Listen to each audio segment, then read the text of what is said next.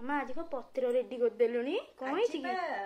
सुदशा व्रत गुरुवार नुह ओहो सुदशा व्रत गुरुवार साधा तो हुए आउ से साधा थाली गोटे होउची आउ एटा अरुआ थाली हां अरुआ माने डालमा करछि आउ एठी टिके साग मुग करछि आउ कदली आलू भाजी छी आउ एटा भात तो हेछि लेंबू लंका आउ टिके एठी काकुड़ी सलाड टिके एठी तापरे टिके पांपड़ टिके तापरे लास्ट को टिके आंबो आंबो टिका तो नहले तो आंबो सीजन चलची आंबो टिके नहले तो भल लागिबनी आंबो टिके खाइबो वाओ शेष